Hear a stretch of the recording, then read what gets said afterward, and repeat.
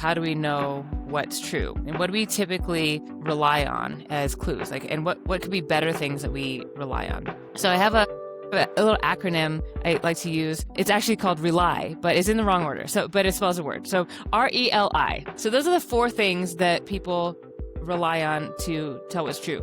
R stands for reputation, E stands for evidence, L stands for likelihood, and I stands for incentives. So the most important one of those is E, evidence. The second most important one is L, likelihood. But it's hard to gather a lot of evidence sometimes, and especially if that's not what you're looking for.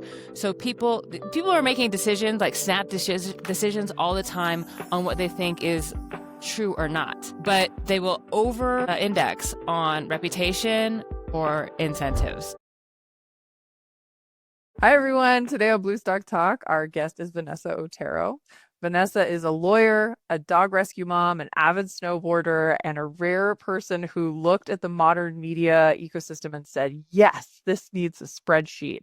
She is the founder and CEO of Adfontes Media, best known for creating the media bias chart. It is a meticulously researched map of the news landscape. She is a patent attorney by training, and she applies this legal rigor and transparent methodology and has an impressive tolerance for internet discourse to the problem of media literacy. Her work is used by educators, researchers, corporations, anyone who wants to consume news with fewer vibes and more evidence. She believes a better informed public is possible and that charts can, in fact, change the world.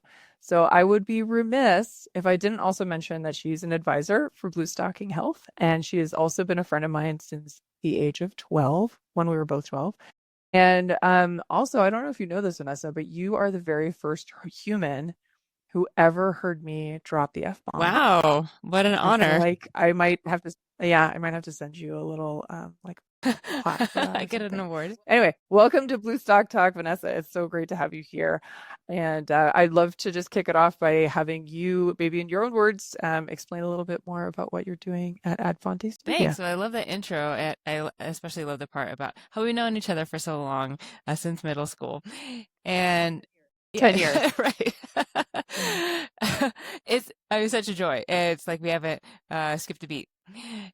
So at Adfontes Media, we rate the news. We rate news content for reliability and political bias.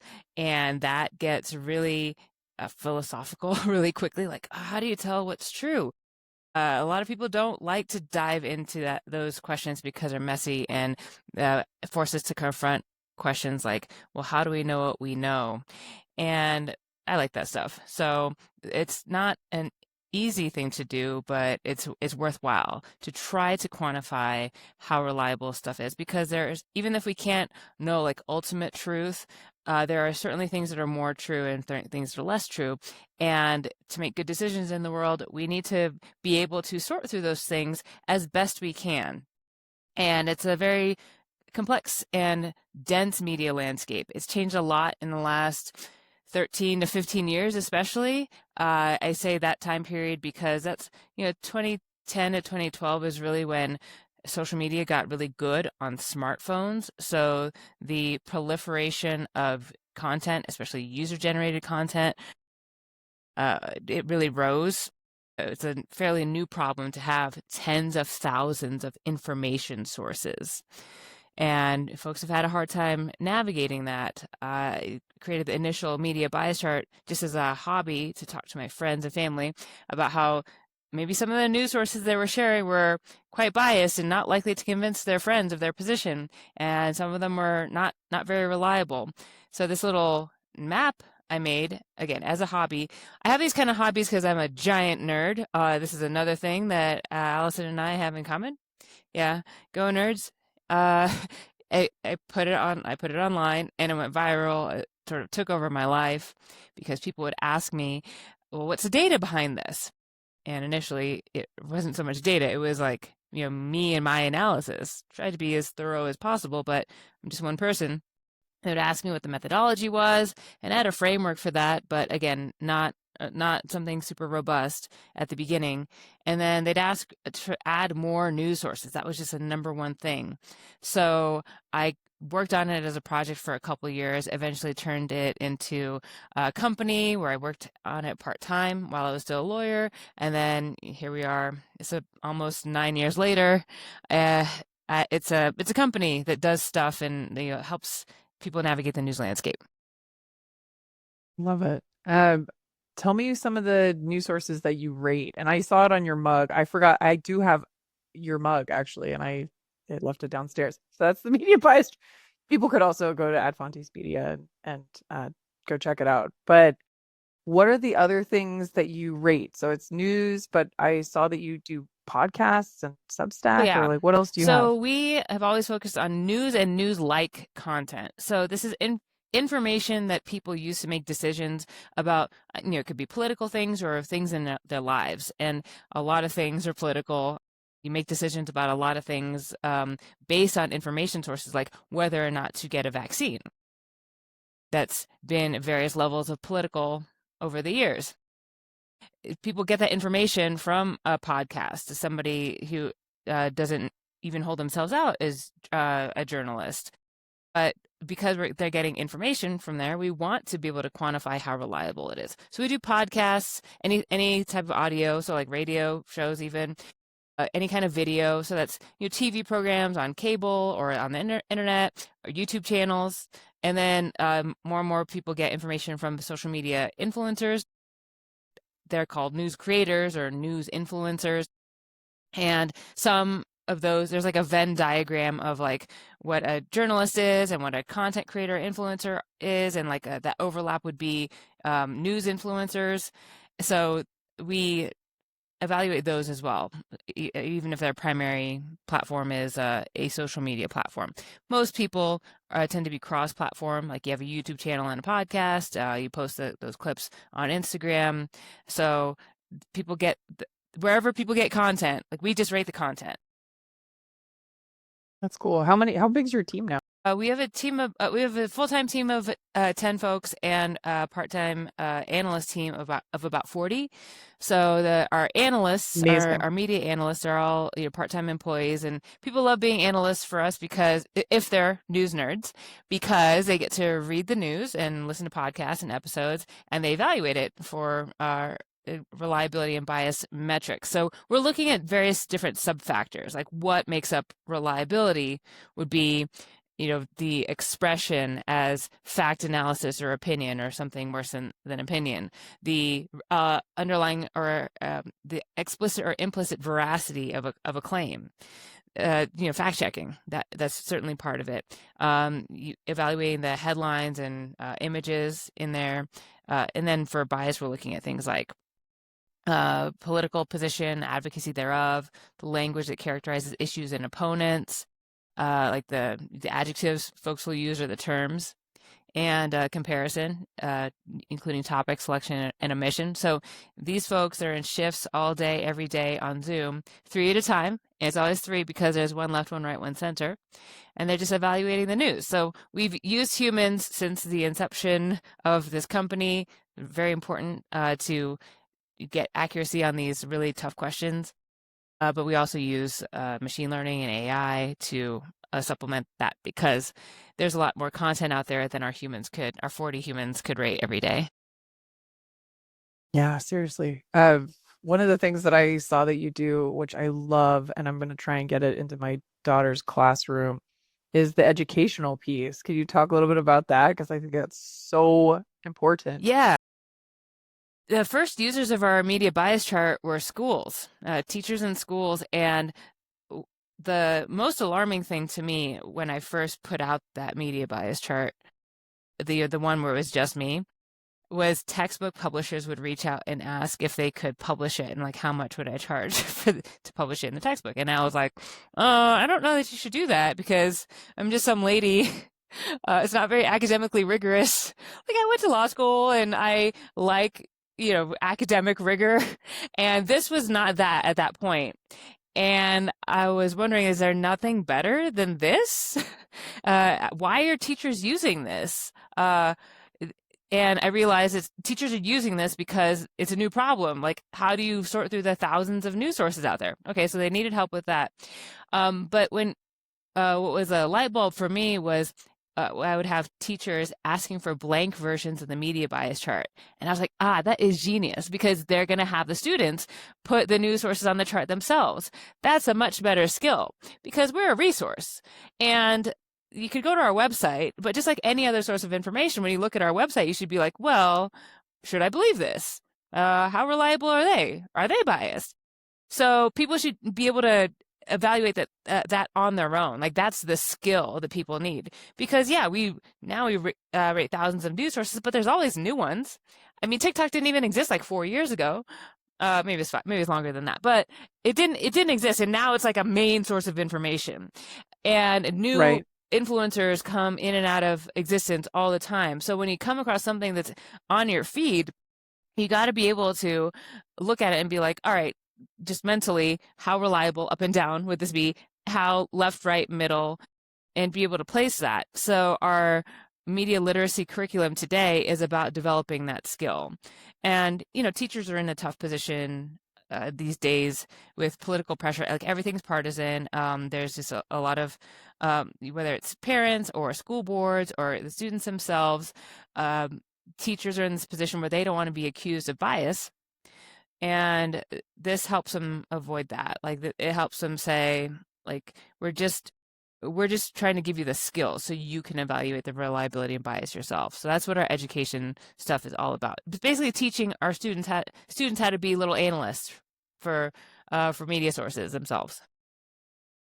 That's awesome. It's like teaching that critical thinking skill that everybody should Critical have. thinking. So with that, it's yeah, why is that? I feel like it got uncool for a while, and I'm like, no, no, no, don't forget, use your brain. Yeah. So with I'm gonna now turn that and kind of talk a little bit about how do we implement that because in the medtech space and in my world, we talk a lot about medical claims, and FDA are the ones that review claims that are either unsubstantiated or false or misleading. And oftentimes, consumers or the users of these devices or tech really has to, they rely on FDA, but there's also just a lot of information out there. As you said, there's like the content and like the health tech influencers and whatnot.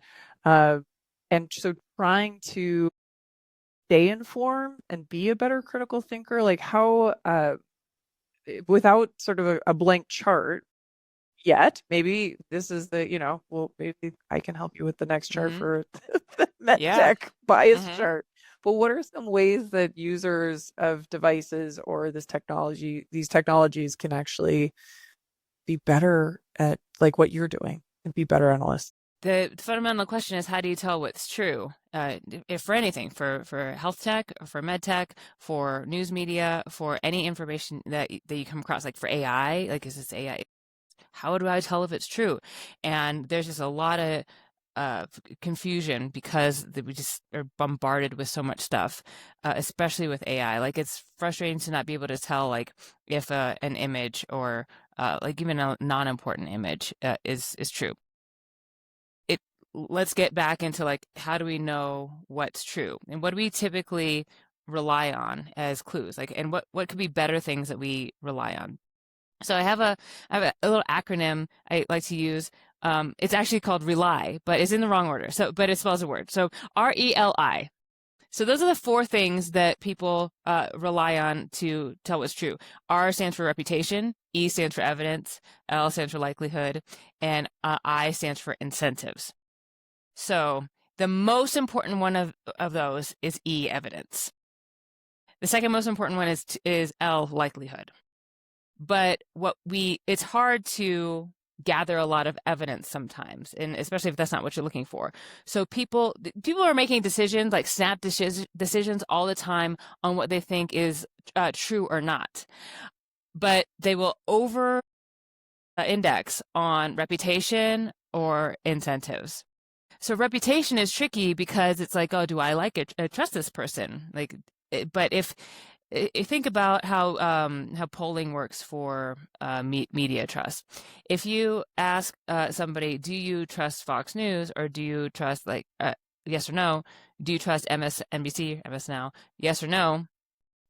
The answer to that will tell you a lot more about that person's political leaning than it does about the ultimate veracity and trustworthiness of that source. So reputation is a very tricky thing to rely on, especially because there's so many influencers out there. And just because you feel like you know somebody or because like they're popular, um, people will use that signal as like reputation, like, they have a lot of followers. So this is true.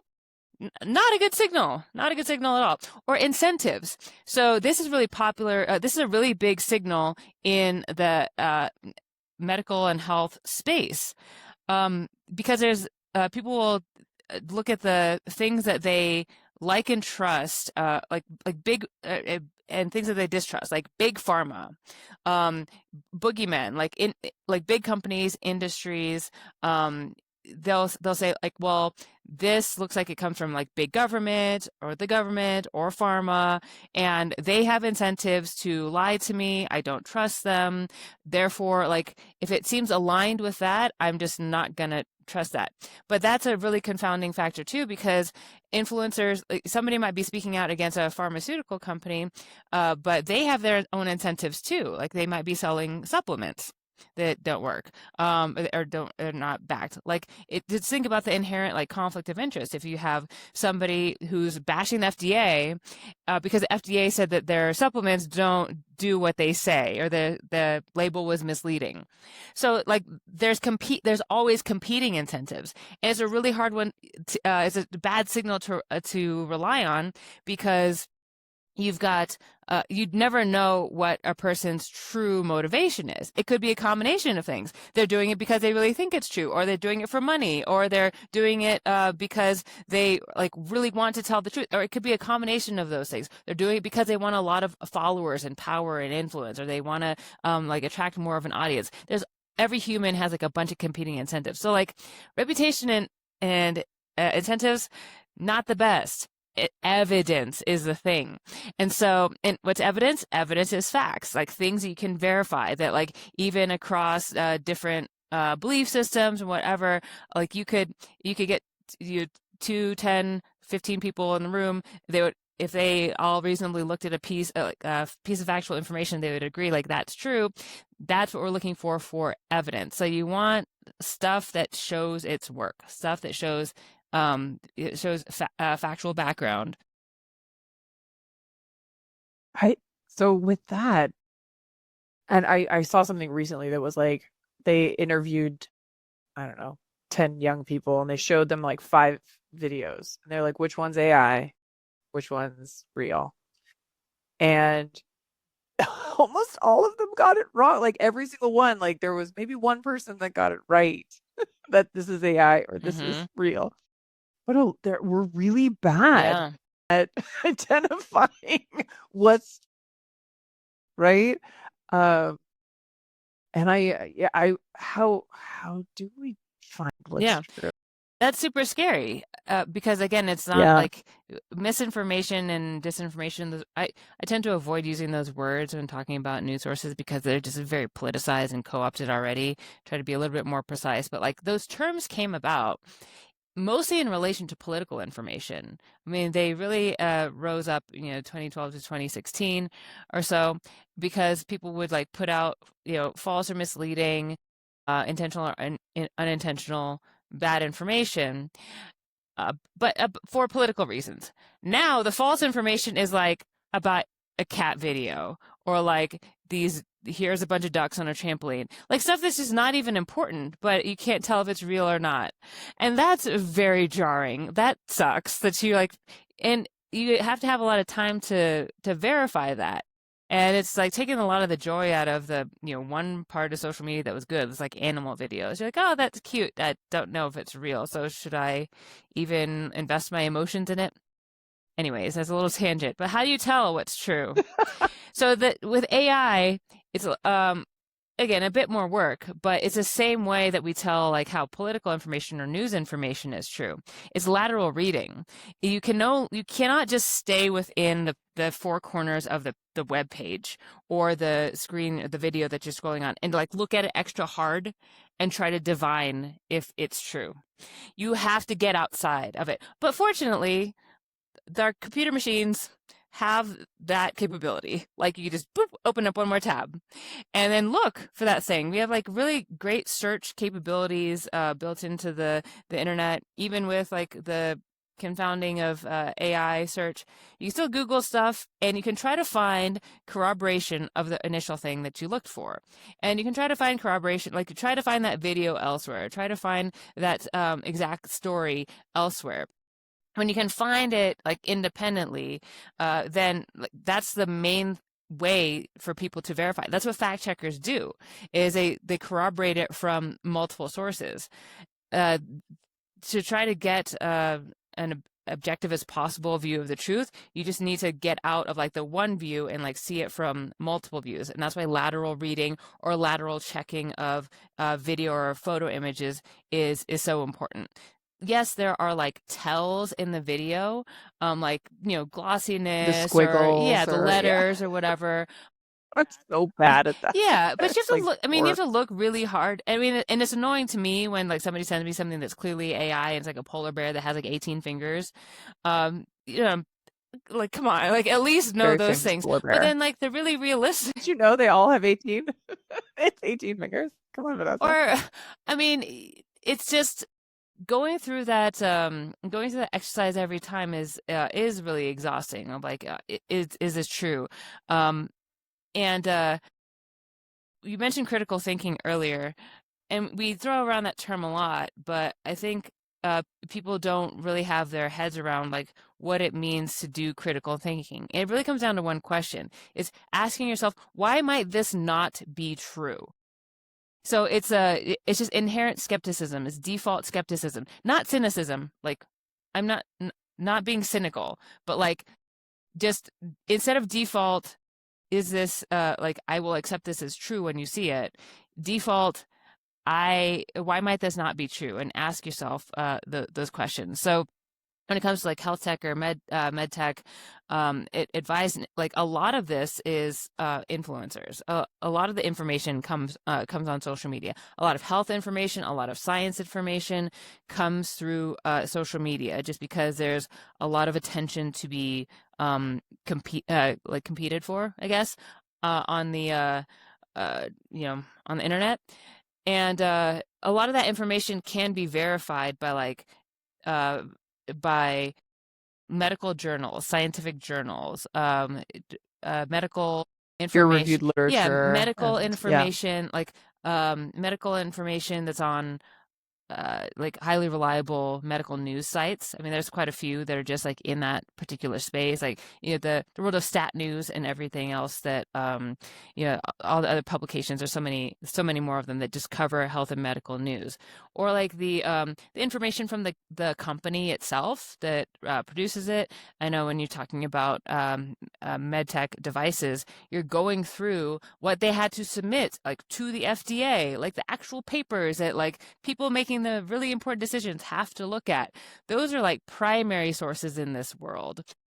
Lots of impatience for like going through those things, and that's like why the work you do to like bring that and make that accessible to people is really important, because like getting down into the factual weeds of something that's complex for ordinary observers.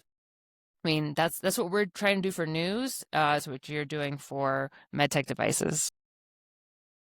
Yeah, I often feel I like the rely because I often and when I think you and I talked months ago, I was like, I really want to make sure that I'm, you know, checking my biases, that what are my incentives to go on video, which is not the most comfortable thing for me to do, and talk about tech that I think is so exciting and I love it. This is clearly like my nerd happy place is like talking about med tech and getting excited about it.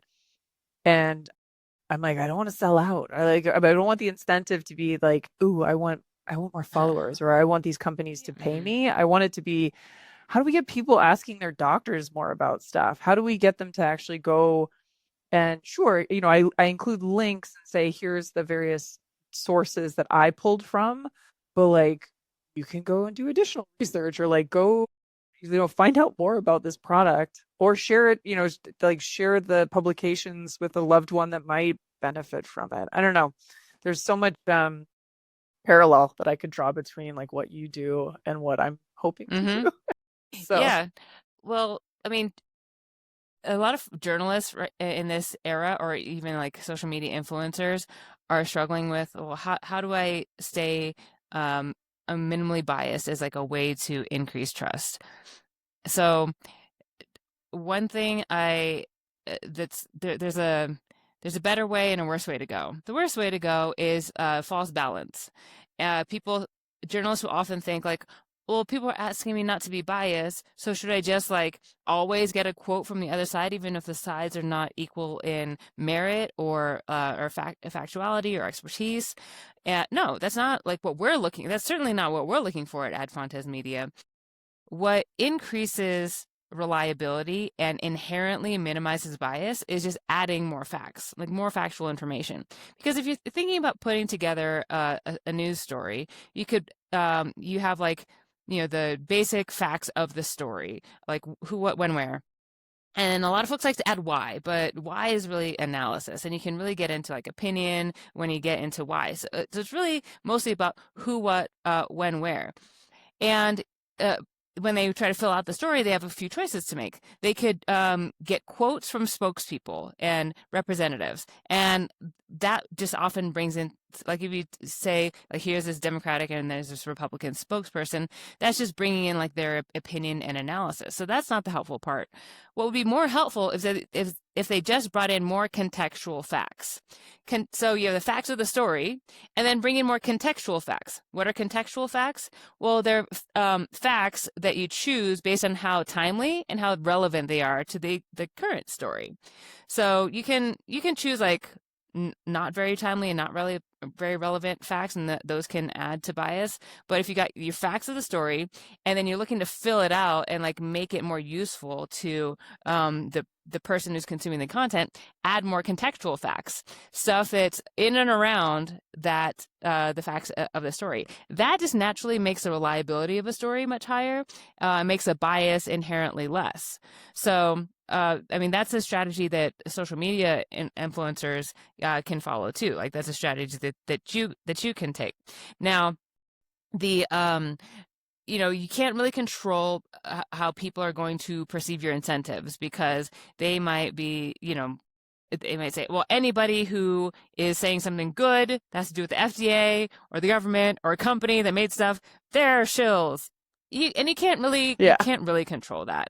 Like you could just do like the best you can. But I see so many, journalists navel gazing, and they're like, oh, all these polls say I'm not trusted. We're not trusted. What can we do on our own to like be more trusted? And honey, there's only so much you can do. Like you want to tell the truth. You want to, like, you do this from the goodness of your heart. You are motivated intrinsically, and that's all you can do. A lot of the reason reliable news sources are not trusted is because there's an entire universe of other folks that are like, don't trust them. They're a bunch of shills. Like they have their incentives to decrease the trust in you. So it's like the decrease in trust is not because like journalists got so much worse, or people telling the truth got worse at telling the truth. It's just that there was a proliferation of other people who could get a big audience by saying, don't believe the people over there, don't believe the major media, Yeah. don't believe the journalists. So like people trust them. The people trust them not because they told the truth. They trusted them because of other reasons. They told them that what they wanted to believe. They made them feel special. There's all sorts of reasons why people will trust something that's just not true.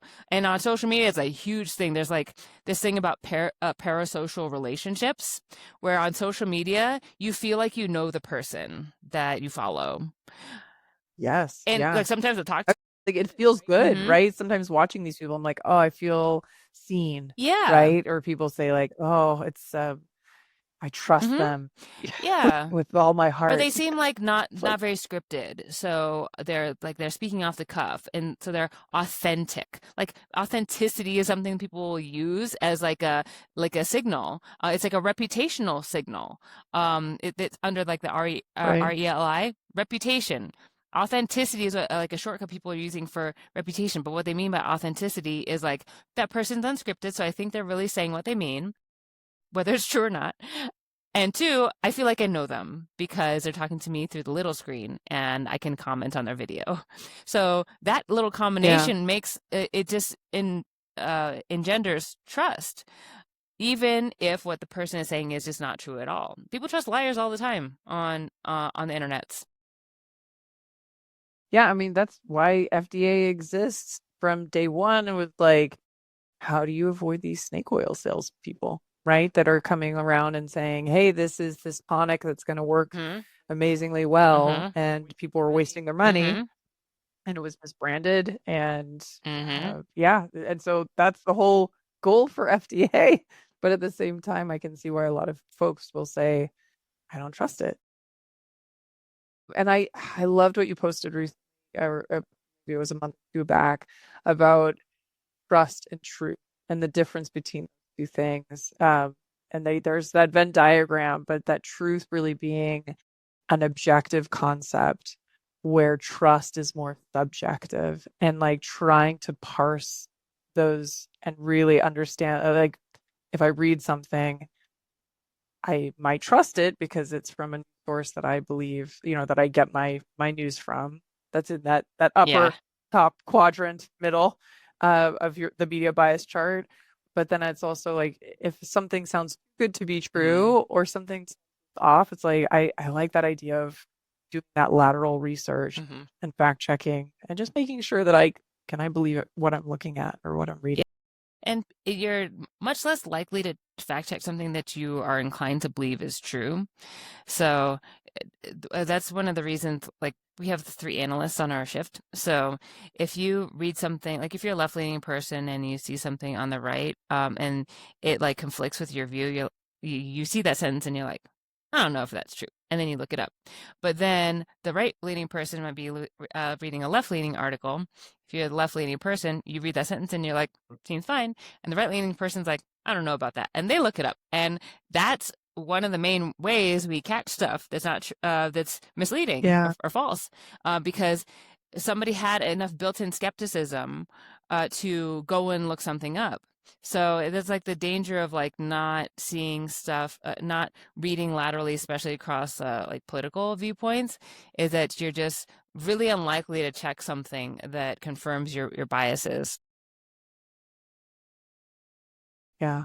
I mean, maybe it's good to like pull one thing out a day that you read and just say, I believe this, but I also feel like I should check Mm-hmm. it. So Yep.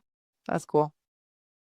Yeah. And I feel like there has to be a point where we do trust things, right? Like with it, that it's like, okay, this is something that I'm going to consume, right? As like as somebody who wants to read the news and not stick her head in the ground, which I struggle with sometimes. Yeah. Um, It's but hard. also that like, yeah, like making sure that it's something that remains, Yeah, I I mean, guess. you have to sort of curate your information sources really intentionally because otherwise it'll just be from algorithm or from habit. So it's super easy to like we all believe stuff even if we say, "Oh, I don't believe anything. I'm very skeptical of everything, and I don't even follow the news." Well, even somebody who just tries to shut out all the information, they get their information from somewhere. So even if it's like a few seconds, like scrolling like a Facebook moms group or something, you see something in there, and that's like the only piece of information that you got about that particular topic. Um, say it's a measles vaccine. That is going to be like we have an availability bias. So once we have Ooh, we have an acceptance bias and an availability bias. So the acceptance bias is like we are more likely to accept something first, like believe something first rather than disbelieve it first, which I talked about earlier. And the availability bias is like we'll believe something that's presented to us because there's a lack of other things there. So what else are you going to believe? Like you've got one piece of information in front of you That's the one. So like that's the only thing that's like informed your brain. So it having news sources, especially, or like in any information source that you go to, like where you actually go to that source, like in news apps, I'm a big fan of, and like having like 10 or so, like including your local news one and an international news one, like several national ones, and like going through at least 10 or so, like rotating through those things gives you like a more holistic view rather than just like, all right, I opened up my favorite social media app that's like very attuned to my biases already, scrolled it. Even if I scroll it for like the 30 seconds, that 30 seconds is all the information I have about the world. Ah! Yeah. Yeah. I mean, I think about probably like 100, 200 years ago, it was mostly by like letter, right? Like snail mail. And so we'd send a letter to each other and we had very little information. And that's your acceptance bias, right? Because that's all you know of. Like, Mhm. wow, my sister wrote me a letter from England. And this is now all I know of what's Of her going life on and with of the all of conflict England, over there. pretty much. They've all exactly. This must be true. I helpful. I wanted to ask you a question. This is going to be something that I would like to ask everybody who joins the Bluestock Talk. Is walk me through some time when a medical device or some sort of med tech genuinely changed your life or someone who was close to you and how it benefited you or All that right, I have person. a couple of examples because the first one, I I guess maybe I am inherently a little bit biased towards it, but in a former life, like even before being a lawyer, I was a pharmaceutical sales rep, and so that's drugs. I think I knew that about you. Really? Yeah, I sold copiers for Xerox. That's my first job, and then I got into pharmaceutical sales, which is like not really sales, but it's like it's a easier job than selling copiers door to door for businesses. Uh, that is good training for being a founder, but that's a different story. A lot of rejection. So but the pharmaceutical sales, I worked for a small company that also acquired a medical device, and it was a really simple one. And, some of the most effective medical devices can be really simple ones.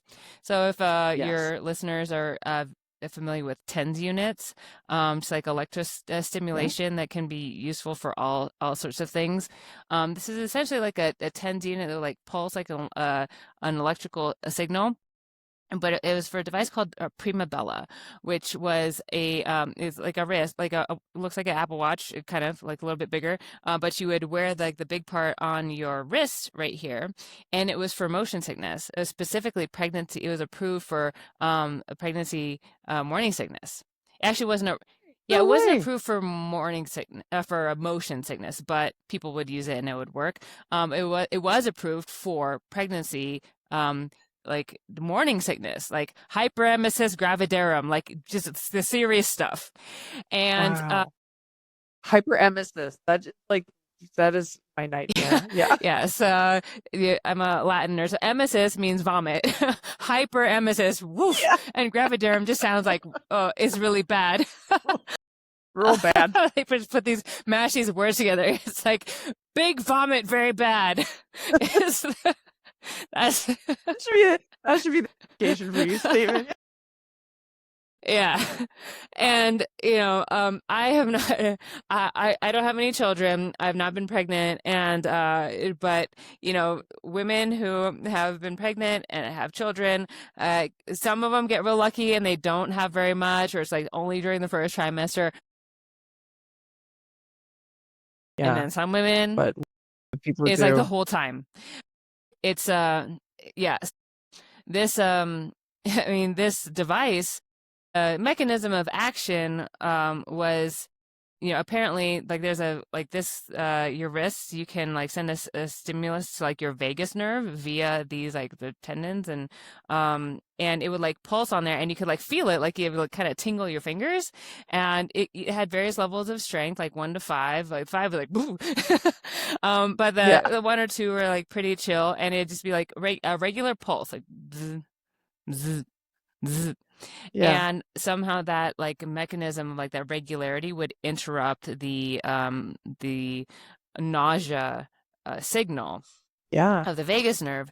And the other medication, like there's all sorts of like home remedies, like crackers or ginger ale, or just like old wives tale kind of like remedies, or like don't eat certain foods. The women who have like the serious hyperemesis gravidarum, they're like, that does not make any bit of a difference. So, but this really worked for So a for lot of women. a lot of people, that's Yeah, it, right? Like I feel like it might not work for right. everybody. But for those it did, I always think of those like little like wrist patches that they would like just press like for yeah, motion, that's the right? Those same are probably idea. class one medical Uh-huh. devices, but this was like a 10. Yeah, That is they super have one cool. for motion sickness that are just like little there's this pressure on that nerve.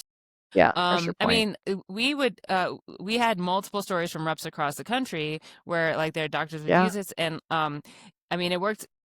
It like made the difference for one, at least one woman that I know of, that like she was considering like not having like the second child, because like for most of her Wow. first It pregnancy was was like so horrible. so horrible, but because like she found this like device in the middle of that first pregnancy, like she was like, okay, I can handle it, like I can have like a second child later, or like I can do pregnancy again. It's a Wow. really big difference. So yeah, it's unfortunately like the however like the go to market works of the various different devices.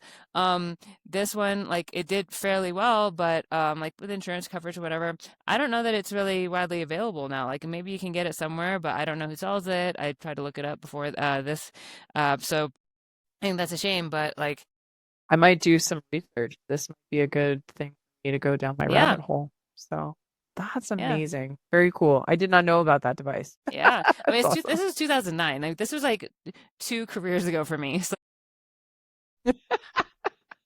Well, hopefully there's, I mean, because that's it. I feel like there's so many advertisements on TV, and I see it, during sports games and stuff, that it's like, ask your doctor about this, mhm. medicine. And I've actually started keeping a list of every drug ad that I see and the treats. And then I've started to do various ones to find out like what medical devices actually help with that specific disease, because I feel like there's not a lot of attention or information going into like maybe there's something that's not systemic. Maybe it's not a Mm-hmm. pill. Yeah. No, So I'm that interested in that. Like this story about the Prima Bella. I have like a knowledge gap here, and maybe you could help me fill, of like why that's not why there's more commercial success for the medications, and like as shown like via advertising, versus the devices. And just from our experience, like my experience selling this, insurance coverage was a big thing. Like the thing was $150 or something, and which is like not the most expensive thing, and people would pay cash for it, but like insurance companies wouldn't cover it, whereas like they would cover Zofran, which is like the standard like an anti-nausea medication. Now there's generic versions, and so it's like super cheap. It's cheaper, in like it also works, but like it didn't work for everybody, and having another option. And I suspect that that might be an issue with the availability of other medical devices. And you gotta have, like we had a whole like it was a very small pharmaceutical company, like maybe 50 or 100 reps or something, selling to doctors. Like that's not a lot, to get the information out to everyone. So if every medical device faces those similar hurdles, and doesn't have like the big advertising budgets behind it like the like medications do, because these they're I'd be really interested in your take on that in the coming episodes.